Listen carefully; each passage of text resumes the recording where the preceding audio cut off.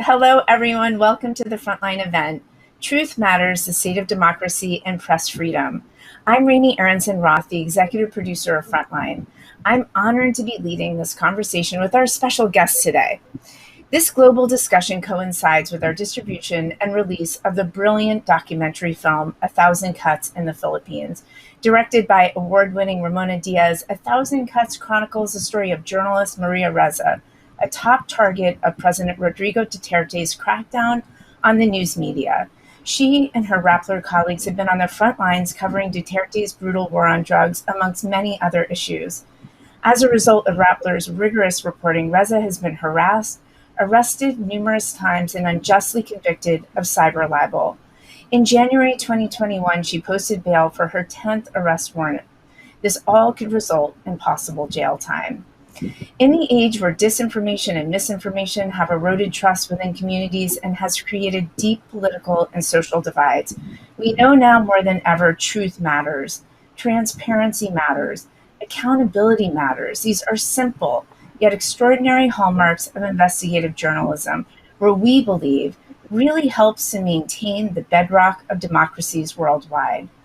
This ethos is embedded within the work of Ressa and her Rappler team, and our roundtable discussion will explore the value of documentary filmmaking, journalism, and the importance of press freedom in the Philippines and the consequences of manipulating the truth within democracies.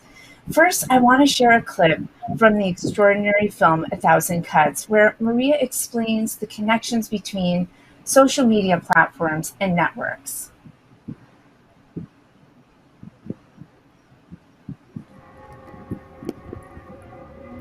So why should you care about what happens in the Philippines, right? For one, we spend the most time on the internet, more than 10 hours a day. We spend the most time on social media globally. And as we found out, lies laced with anger and hate spread fastest. When you only look at content, it's a whack-a-mole game. I want to figure out what the lie is, then look at the network that spreads the lies. That's the nervous system.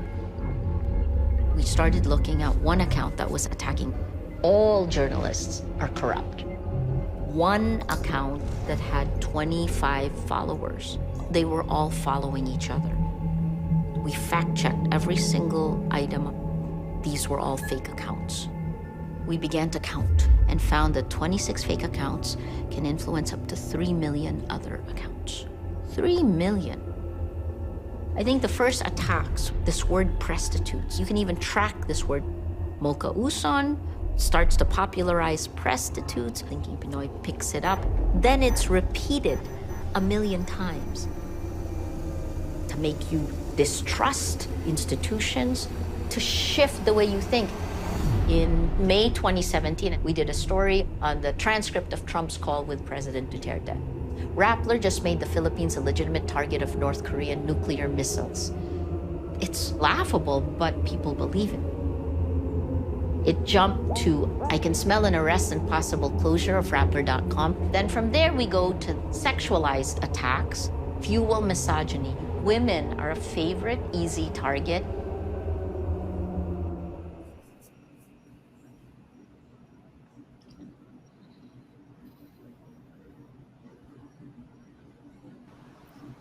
I'm honored to introduce our guest joining me in today's discussion about democracy and press freedom, and of course, documentary filmmaking.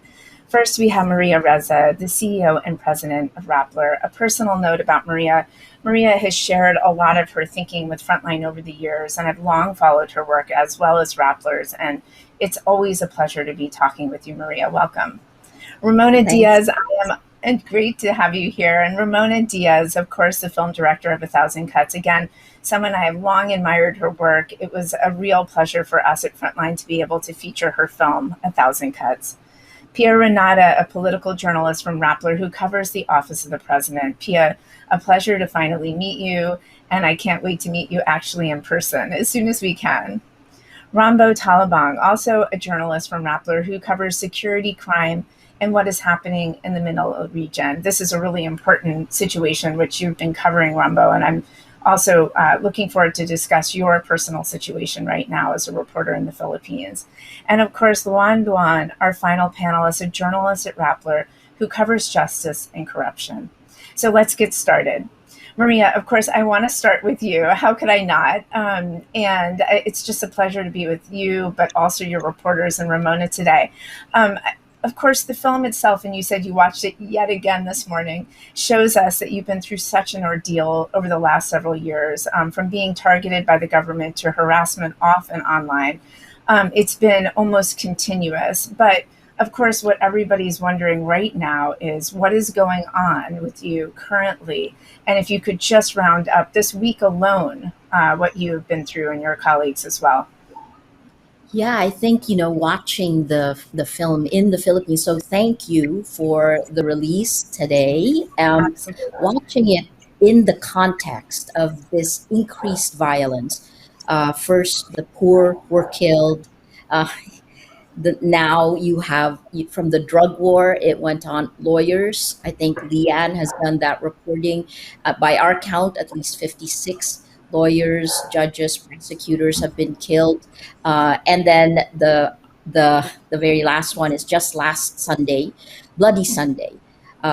Security walked into, essentially knocked on the doors of activists in the early morning hours at 5:30 in the morning, and at least 9 have been killed, and then more arrests. So it feels like we're crossing yet another point, and this watching the film in this context made it new again, even though we lived through it. And I'm thrilled to be with all the people who have, who I've been living through this with. And Thank you for sharing that. And we have been watching, but what I really, really admire about the work of Ramona and all of your work is the fact that she was able to be on the ground and really show us what it's like. There's only so much that we see in the US of what is happening on the ground in the Philippines or anywhere for that matter. And documentary filmmaking has a way of opening up the story in such an extraordinary way. And of course, 1,000 Cuts was one of your statements, Maria. And Ramona, now I'd love to talk to you about your process.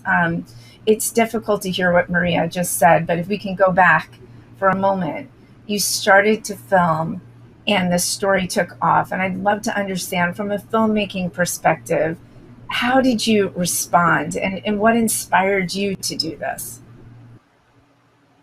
Hi, and first of all, Raney, I echo Maria in thanking you. Thank you for Frontline stepped up to the plate and distributed this, streamlined this in the Philippines for free. You don't even have to have a subscription. So really, thank you so much, and it's so great to see Rambo, Pia, and Lian here. First time, in a conversation with them, but.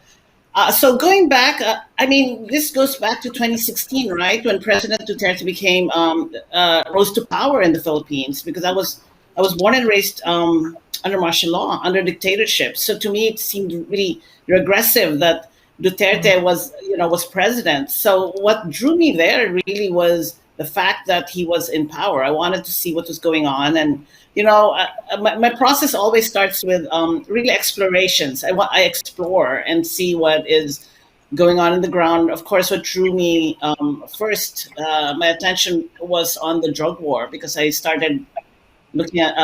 The pictures started appearing on my Facebook feed, right, and they were horrific photographs. So that was the first impulse, right, to go back, see what was going on. And when I got to the ground in the Philippines, a lot of people were covering the drug war, and why not? It's full of spectacle. It's ripe for a film as well, and a lot of films have come out about the drug war since. So I looked around, and there was Maria and Rappler talking about impunity, and not only impunity, not only the drug war, but also connecting everything to disinformation, which then made it more global story. But because I'm really very interested in a documentary film, you have to be specific, right? It has to be rooted in specificity. So in order for the contours of the story to really pop out. But because it was disinformation, it sort of elevated it to this global. It had global resonance. Then obviously, then you follow the story. Maria gave us access, and you can't plan it, right? She gives you access, and I decided, okay, I'm going to start filming as election campaign takes off for the midterm elections. And then, of course, the day after campaigning, she gets arrested. You cannot plan that. I wish I could say no. We all knew, so we were ready for it. You can't plan it. It's like the documentary gods gifting you in something. Too bad for Maria, but I mean, as a storyteller, you're in the stream of things, and then things take off from there, and you go. You just have to listen to it's instinct, right? And I've been doing it a long time, so I'm better now at listening to that inner voice saying, "Okay, you got to do this. Just follow her, and don't don't leave. Just follow Maria's story." Well, one thing I was thinking a lot about your perspective as a filmmaker, and Maria, I'd love the reporters to think about this question too, is, the importance of Ramona coming back to do this story with you all, and the trust that was built over time, but also her knowledge of the Philippines. We have done a lot of reporting out of the Philippines, and what I started to hear about was this film being made with Maria Ressa and the Rappler team, and I was like, oh my God, Ramona Diaz is there doing it. And then, of course, how Frontline found out is it was premiered at Sundance, and then immediately in the audience, people started texting me, you need to see this film, Raney, you need to see it, and try to get Frontline to do it. For me, it was a real honor. And one of the reasons that I felt that her film spoke to the world and also to the American audience is the realism of it all. There's clearly so much trust in the room that what you're seeing, you trust, is really happening. And a lot of what we're talking here is about truth. And so she was able to document that in a way that I haven't seen in any other documentary about a person like Maria, even though there's no one else like you. So what I would love to do next is, I know it's been a really difficult time. Rambo, I want to go to you first as the reporters to try to understand. And of course, you've experienced legal opposition for your reporting as well. And I'm just wondering, where are things now for you? And how are you faring? It's an honor to talk to you as well. And you're muted. I did the same thing where I was muted out of trying to be polite. So yeah, thank you.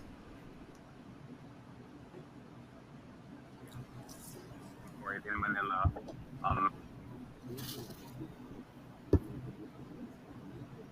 So Rambo, we cannot hear you still. Yeah, let's try that. Let's see. And if you can't, I'll have you work on your audio, and I'll talk to Luan. Or how is it going now? You want to try again?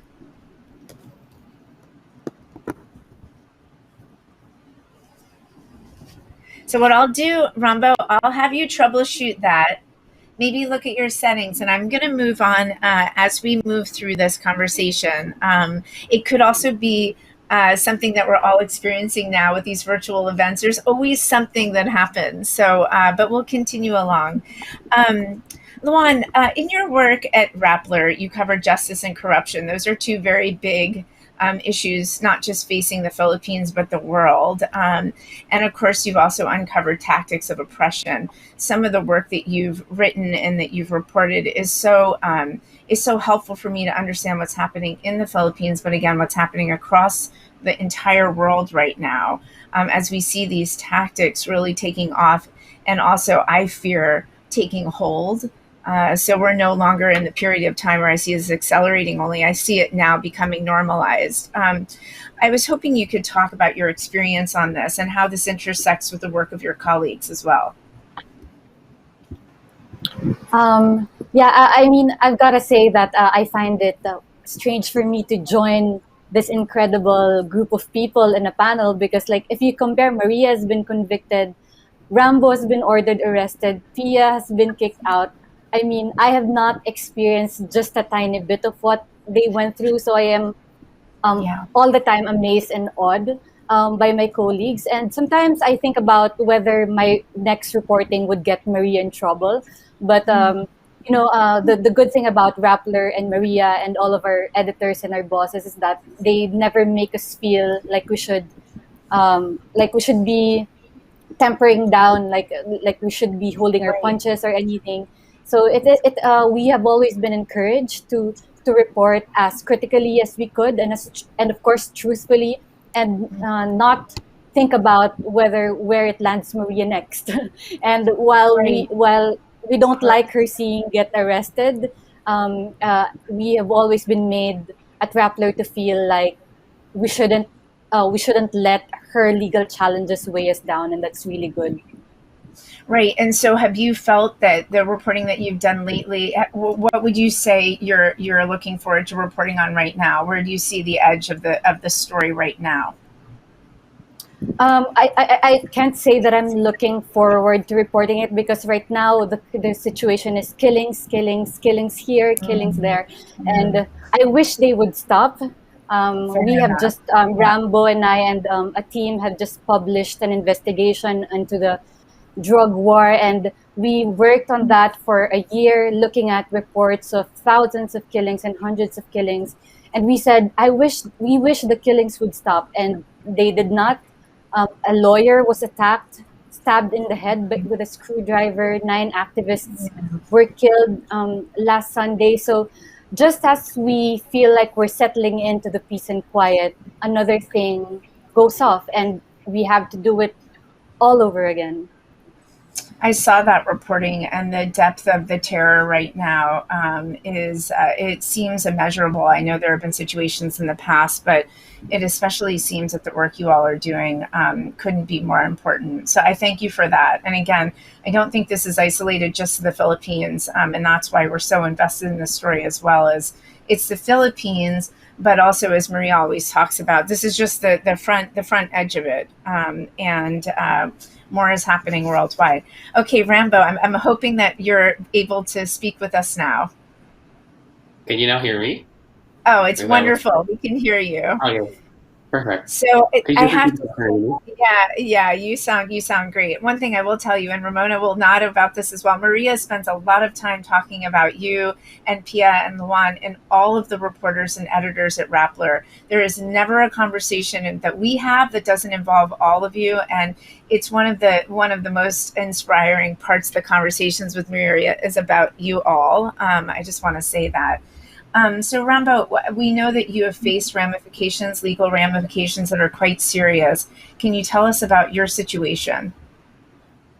Well, I mean, compared to Maria, I mean, my cases are very mild, but just last week I faced court with Maria for writing a story exposing alleged corruption in a university. So currently I'm fighting for decriminalizing libel in the Philippines because, again, what I wanted to emphasize with my situation is that in my current position with Rappler, I mean, we're under attack.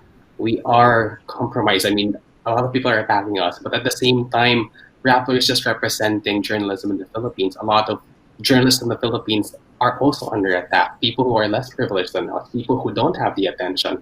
So from my experience, I feel really safe with the Rappler. I feel very secure with the Rappler because we have our bosses who fight with us for the stories that we truly believe in, stories that we are urgently reporting on, the war on drugs, corruption. But other reporters in the Philippines don't have it as easy as us.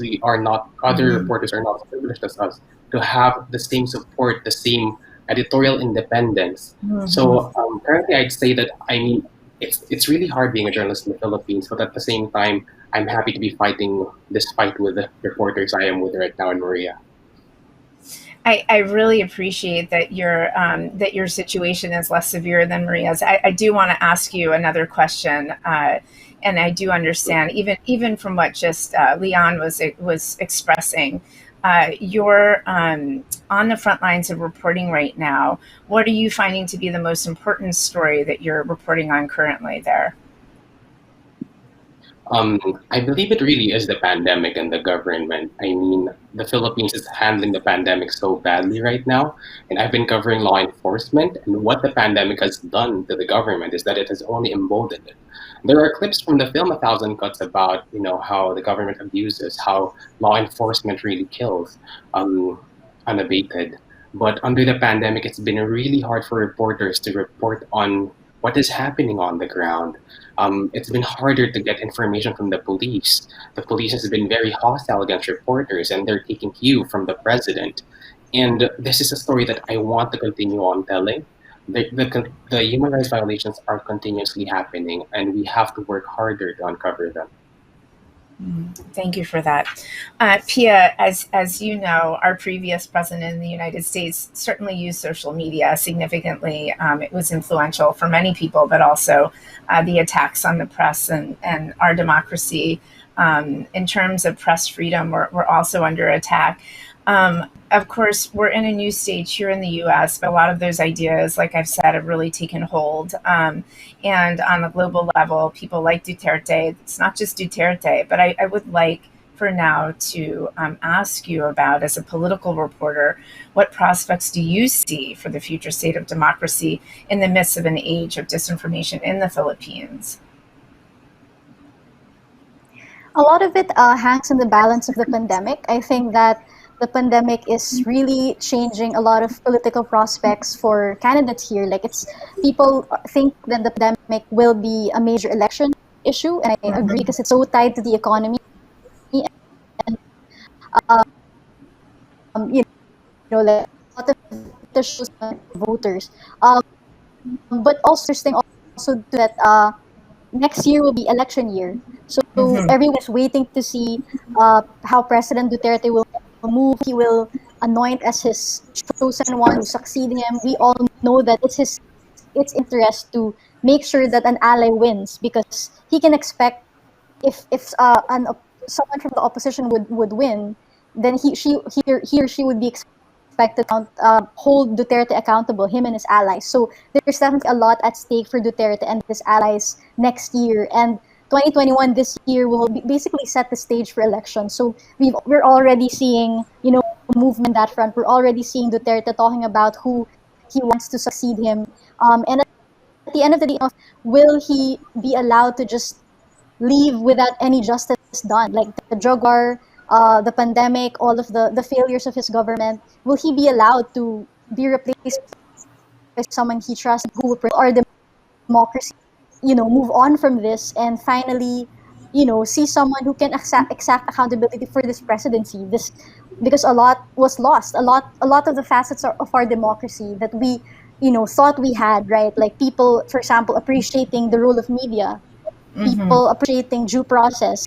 A lot of that was lost during his presidency, and this is really a stage where it's a test. 2022 will be a test for how Filipinos want to move forward from Duterte, or will we just, adopt the same government, and what then will happen to our democracy? Pia, we're going to share a clip, and I know you're familiar with it, with you and President Duterte. And of course, it struck all of us how brave you were, but also how I would love to talk to you afterwards about how that actually felt to you. And I've never been able to ask you that question personally. So we'll roll the clip now, and then we'll come back in just a few moments.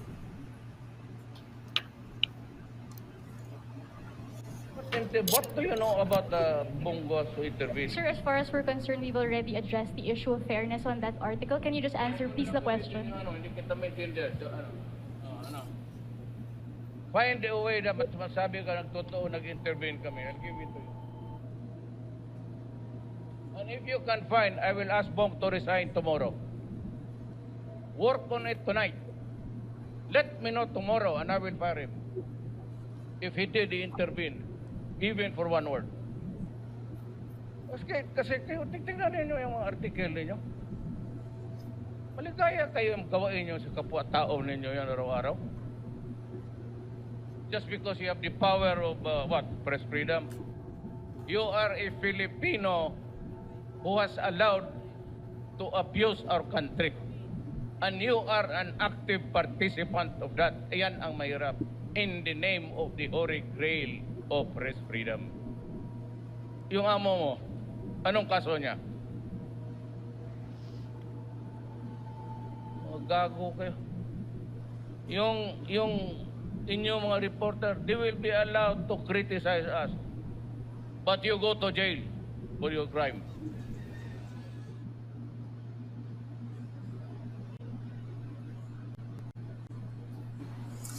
Pia, I've always wondered, what was that like? Just tell us how that was.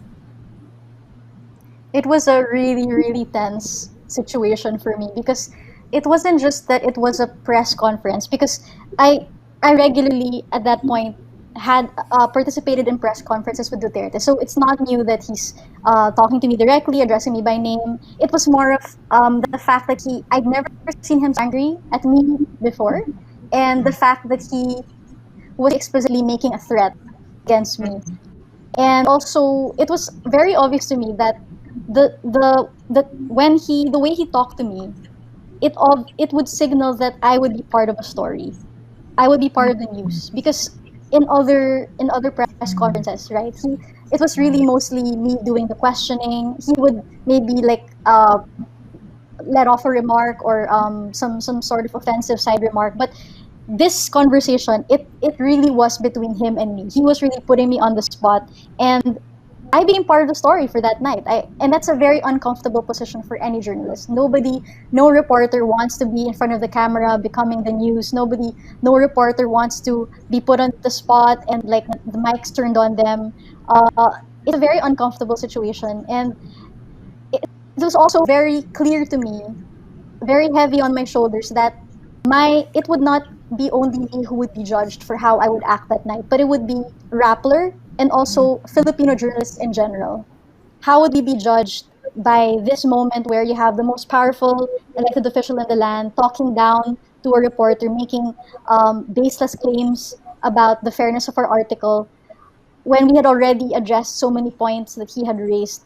So it was really being conscious that you're part of the narrative he's weaving, that you're becoming an instrument of this narrative. And so that's why I felt like so many things were going through my head. How do I respond? Should I react? How should my face look like? Like, what should my mouth be? What position should it be in? I can't smirk because it might strike people the wrong way. So it was such a tense situation, and I kind of breathed, kind of reminded myself, have to be calm, to be careful with your words, because so much relies on that. Well, that takes extraordinary composure. That's all I can say. Did you and Maria and the other editors speak about situations like this in advance to sort of understand how that might unfold, or did this take you by surprise? We never really had a sit-down discussion about how to react to a situation like that, because we never really expected something that intense to happen. Like in the past, we've had situations where Duterte would make some insults, for example, about wolf whistling another reporter. And so I asked him about it, like I called him on it. And the fact that Rappler, my bosses, did not, like get angry at me for that, even cheered me for that, that already kind of gave me a signal for that particular situation where Duterte got mad at me, that they trust me in how I act, that they know that I will do the right thing, and as long as I stick to my guns and just be calm and not let him get the better of me, then I should be okay. So that was really what I was thinking, that okay, I think that Rappler will be behind me as long as I act in a composed manner and just calmly say our side and stick to the issue. Maria, I'm going to go to you next. I mean, hearing the reporters of Rappler talk like this honestly gives me so much faith in journalism and in the real integrity of the work that you're all doing. But just how does it feel when your journalists are speaking about this and talking about the strain that they've been under, but also their commitment? And does it move you? I love it. I mean, that's, Pia at that point was being bullied by the most powerful man in the country. And she responded in an amazing way. Rambo, every day, Rambo reports on the police, right? The police, they issued an arrest warrant. Lian reports on the law that we see crumbling. And I have to worry about what I say. Anyway, look, I feel like many things are happening simultaneously. We're fighting for our democracy. We're fighting for our rights. We're fighting to be journalists. And more than that, I'll shut up and let you listen to not just the present of journalism, but the future of it. Like, these this is why it's so exciting. It's inspiring because despite the bad, what we do matters. What they do matters, and they're the ones in the front line. Right. I do want to talk, if you don't mind, about the variety of ways, the weaponization against journalism and journalists. Maria, if you could just help our audience understand the range. I think it's important. And we Ramona saw yeah, I mean, it's the same as you in the States, right? It's bottom up, it's top down. I think, globally, the world we knew is gone, and journalists are having to step up to hold to the facts in every field. And I think you can see this in all of the studies that are coming out, looking at the power of disinformation, looking for facts. But I'll shut up because Ramona was raising. Ramona, you were next anyway. Oh, we want to hear you, Ramona. We can't hear you. I was muted. That's like the mantra of this pandemic. I know. I just wanted to go back to Pia's story with the president. I think it's important to point out that in social media that the propaganda trolls, the way they framed that was that Duterte shamed Pia, and they were proud of it. Like, it's okay for the president to shame a journalist, right? So I think that's key, because that's how they pushed it out, right? The trolls. And you see that in the film. They were very proud that he shamed her, which is in what world, right? Should he be proud of that? Well, I do think in the United States as well, since I lead a news organization, something I've said multiple times is we have seen this type of shaming happen here too. This was very dramatic to see it in the Philippines as well.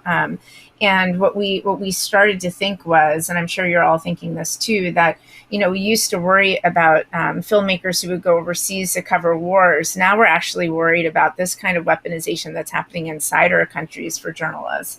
And I would say filmmakers as well. And so, Ramona, I'm going to go to you next. And you are very brave, and you always just say, of course, this is what I do. The same thing I'm hearing from all of you. I do want to understand how it was for you as a filmmaker covering this story. Maria was the target. We were following her. So it wasn't, when people ask me, it wasn't that kind of, dramatic decision, I'm going to be brave, right? It's not that. It's just that every day, can we do this? Every day, what is the situation out there? Of course, I'm cognizant that, you're following a person who has to wear a bulletproof vest. Should we also be wearing one?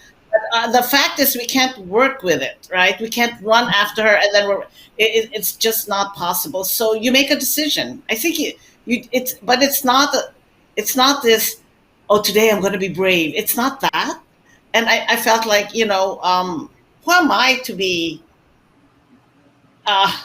thinking, I think I would have regretted it forever if I didn't do it. It's almost like no choice. Well, I know we have a choice, but there's almost no choice. You gotta go. But you felt compelled. You can feel that in the film. The film is very compelling for that reason. And one of the things, Ramona, you and I have talked a lot about is our desire to have this film in the Philippines. I'll just take a moment to say again that this film is available in the Philippines now in front of all paywalls. So we're hoping that people in the Philippines will see it.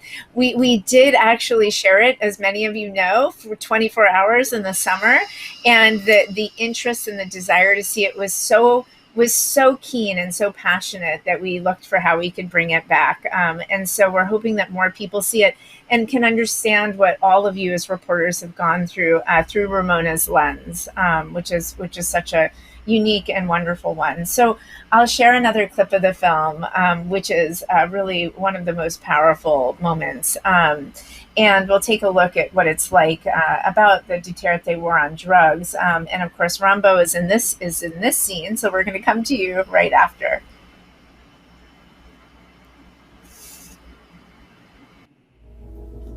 This case, the cyber libel case, the National Bureau of Investigation's own lawyers threw it out. But They reversed their position, and the Department of Justice and the government prosecutors now are taking this. The story, which supposedly violated the cyber libel laws, published 7 years ago, 4 months before the actual law we supposedly violated had even been enacted. They're applying a law retroactively, right?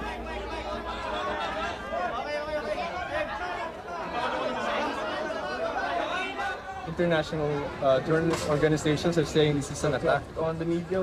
Blaming the administration for it. Versus Maria Ressa. Your policy on critical media. Yun na. Total kayo critical, bahala kayo dyan. Thank you. Matutuyan kayo. Thank you. Thank you. It means nothing to me. Thank you.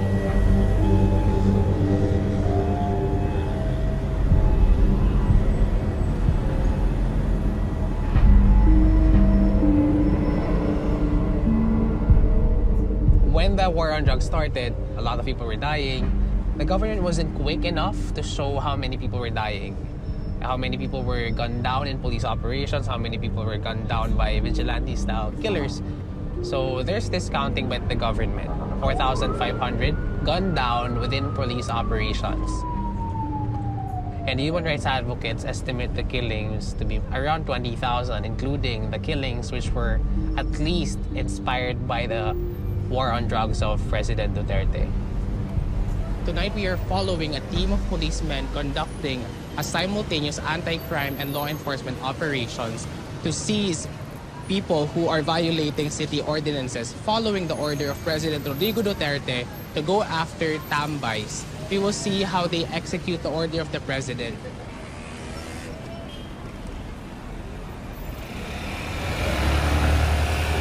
Oh, wala talagang tao ah. Public space to ah.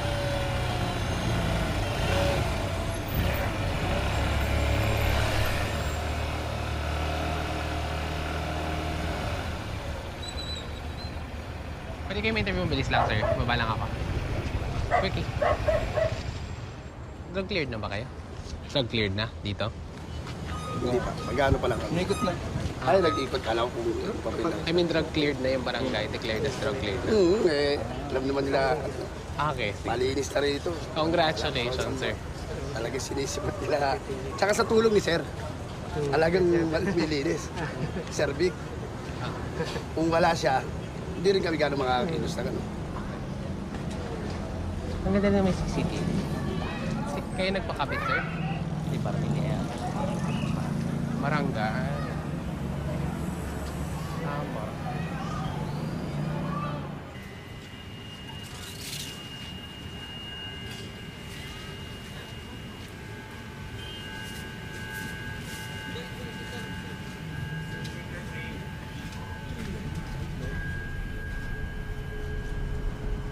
What I saw out in the streets never really escaped me. It never really left me. I still remember vividly how bodies are left in the streets and how families are traumatized, and the trauma of the family isn't just theirs. It also to some extent gets passed on to me, and I remember how they feel, the feeling of losing someone so brutally. It affected me, and sometimes it also appears in my dreams. Makalagnatin tayo.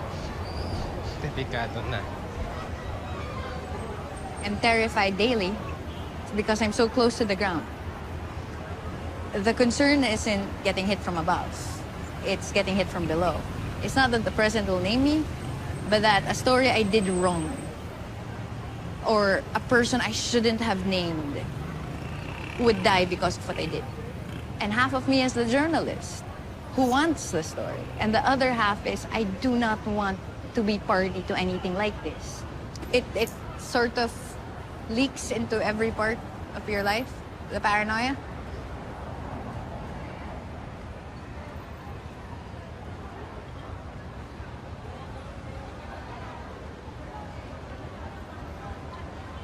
Sorry.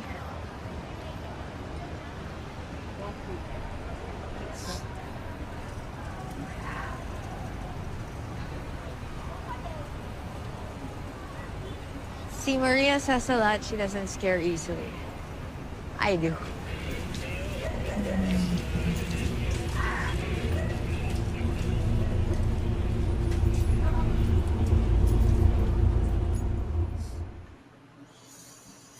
What a powerful series of documentary scenes. That is, really, really amazing. And Maria, I'm going to go to Rambo first, but I do want to have you think about that comment that you don't scare easily before we go to questions. I'm not sure that's true, but I really do want to hear from you on that.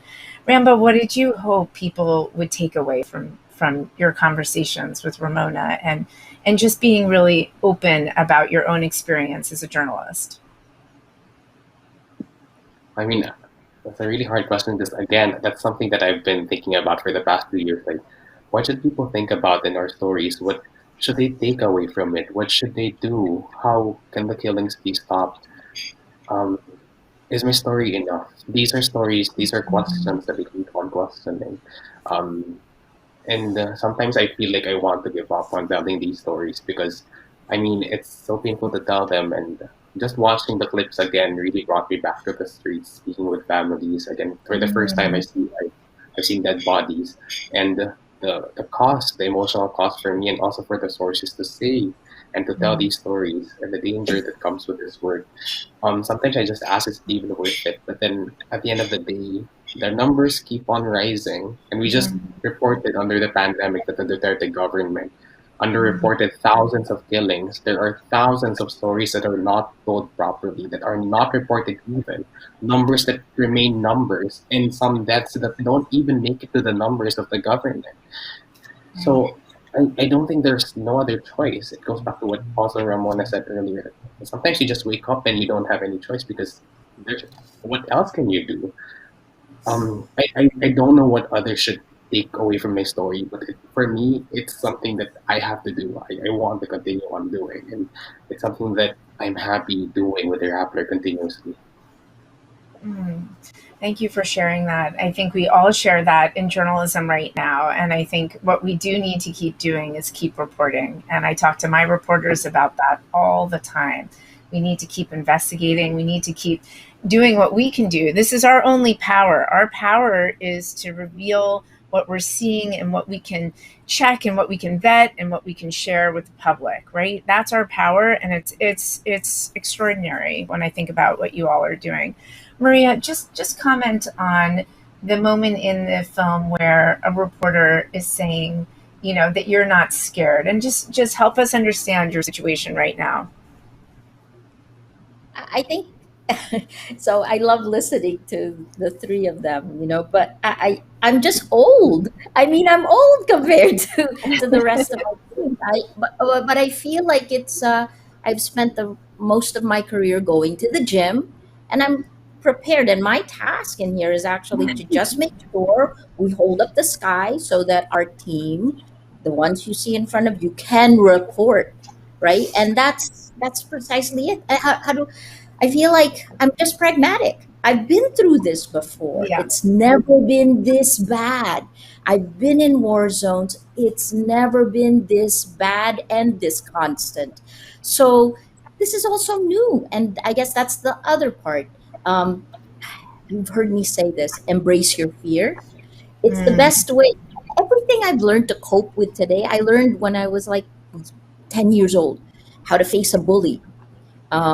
How to deal with what you're most afraid of. Embrace it so you rob it of its sting. And I think that's one of the things that we try to do. And I think you see it in our team that we're very aware of the moment and the importance of how we deal with the pressure and how we push back. Thank you for that. We have a great question from the audience. There's so many questions. We won't get to them all, but we will have time now for a few questions. And Ramona, Maria, any of you, I think, can answer this one. So the audience question is, the 2019 midterm election results, Duterte's consolidation of power in all three branches of government, the ascendancy of the Marcos family, the assaults on journalistic and personal freedoms, everything going on back home makes me feel hopeless for the Philippines. What can Filipino Americans like me do to keep a little optimism and hope we have alive? Maybe Ramona, do you want to try this? That's a tough one. 2022 elections are coming up, the presidential elections. That's so key. And I think key to that is the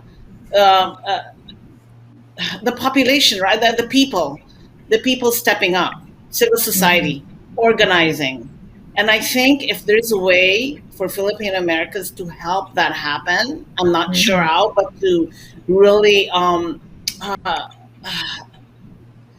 to help organize, because that is key. If people don't step up, the opposition is very fractured. They have to come together. First of all, the opposition, but also the people have to think of it as like emergency. This is an emergency. They have to. It's like going back to 1986, really, right? During when Marcos was toppled. So it is that kind of moment, but I don't think people are feeling it yet, because those were dramatic times. This feels like, I read about the killings, I hear about the killings, and I'm wondering why people are not enraged. It's enraging, but I talked to a lot of the Philippines, and they're not enraged. And what will it take, right? What will it take to enrage them? So I think people have to step up. The general population, grassroots organizing has to happen. There's a corollary question, which I have found also. We've shared this film in America, obviously. I have a 14-year-old boy who's quite taken with all of you as journalists. And he's asked me a million times, what can I do? The 14-year-old mind is, what can we do in America? And I appreciate that it's not just Filipino Americans, it's all Americans are very, very concerned about what's happening there. We do have a wonderful question which really bounces off of this, which is for the youth watching, for younger people watching, what can they do to support journalists and Rappler? What can they do to help? And I think that's really the overarching question. And we'd love any one of you to weigh in on that. Pia, maybe? Well, yeah, I think it's the one thing that we would all really appreciate is just reading our work, sharing our work, talking about our work to your friends, your family, and then also on a deeper level, like if you see any misinformation, not just about news in general or events in general, but even about reporting and reporters, journalism and news outlets in the Philippines. If you see someone, maybe your friend, like make a comment that is not truthful and is disparaging, baseless, not exactly accurate about, for example, that news outlet or that reporter, then correct them and engage them in a discussion. Talk to them about their stance on that particular news story or that reporter, and kind of just to create this atmosphere or this environment of critical thinking. I think reporters thrive in society that reads and thinks critically. We cannot thrive in a place where, people will just believe the government because they're authorities and will question always any reporter just because they're not the authority, just because they're not elected. So we need more people to think in this way, to kind of think critically and see exactly how the media works and how they get these stories, see that, they're not necessarily paid hacks like the way government will spin a narrative on. I mean, just to have that questioning mindset, I think is already a big boost to journalists and gives us a platform to share our stories and make our stories have impact. Lian, I would also love your perspective and to just share what can either Filipino Americans or what can the youth do? And I would say that's the international youth. One thing that inspires me the most is younger reporters and the youth movements that we see across climate to disinformation, misinformation, up against dictatorships. So any perspective from you would be helpful. Yeah, just echoing Pia, just really helping us shine the light on these stories, amplify the stories, because you've got to understand that when you amplify stories, you do not amplify Rappler or you do not amplify Pia or Maria, you amplify the Filipino people, the Filipino who's speaking in that story. And the question was, it feels hopeless, how do we keep optimistic? I say that Filipinos should not be judged by how bad their government is. And that's true for all country and for all nationalities, but it's really true to Filipinos. They're really amazing. Our sources are amazing, and I mean, we can keep talking about how journalism or the work that the Philippine media does is amazing, but journalism is only as courageous as its sources will be. Last week, I spoke to a mother who picks garbage for a living. Her son was killed in a police operation, and she has nothing, basically. And I was trying to almost convince her not to go on record, or at least not to give out her name, just to keep it at an anonymous source. And she was saying, no, I want my name out there. I want my son's name out there because I'm fighting for justice. And I had to ask her, why? Why are you willing to put your name out? And she said, why should I be the one who's scared? I was not the one who killed my son. It's them who killed my son, so they should be scared. And just the courage like that for a person who has nothing, that is really amazing. And that's really just basically what we're here for, is to give a platform to voices like that. And if all those who are watching here, just basically amplifying their voices would be really helpful, because I have found that sometimes the first step to justice is to just listen to that voice. Thank you so much for that, Lian. Yeah, that's really powerful. Ramona, there's a question for you, and the first question is, what were the difficulties encountered in the process of making the documentary, which I'm sure there were many. And the corollary to that is, was there something that you hoped to include that you couldn't? Always. I mean, first of all, yes, it is difficult. I mean, we were following, aside from Maria, I mean, Rambo and Pia and Patricia, and also, allies of the president, Mocha and General Bato. So during an election, which is crazy to begin with, because election time in the Philippines is full of, it's craziness, it's spectacle, and it's so hard to follow them or choose who to follow, right? Because we only had like 2 units on the ground, sometimes 3. So production-wise, it is difficult, and not to mention the traffic. So to get anywhere was like hours and hours. But in terms of nodding, what I didn't, I mean, there's always stuff you have to leave out, right? So I was just watching that clip with Rambo, and I remembered in our first cut, that was a whole oh my God, that was like a 10, 15-minute scene where we spent the entire 2 nights, I think, with Rambo, and going to the police and riding on motorcycles. It was pretty incredible. I mean, so stuff like that alone can be like a short film, right? So many instances. I regret so much that I couldn't include the scene with Pia rock climbing, because she's such a, she's a rock climber, which I think says a lot about someone's personality, right? It's like she's like this kick-ass rock climber. Again, I regret not doing that, but there's things that you can't include everything. Otherwise, it's a documentary series, and we weren't doing a documentary series. But I can go on and on.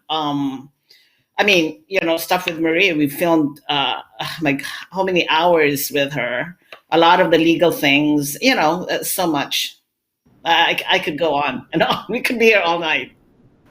Right. And anytime I talk to a filmmaker, they start at 3 hours, 4 hours, the aspirational film. And then, one of the greatest joys is when the narrative really emerges.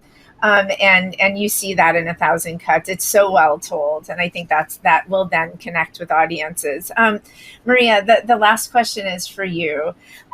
What do you think 1,000 Cuts will help Filipinos understand now that it's available in the Philippines? And the flip side of that question is, what is the limitations of press freedom? What are we looking at here?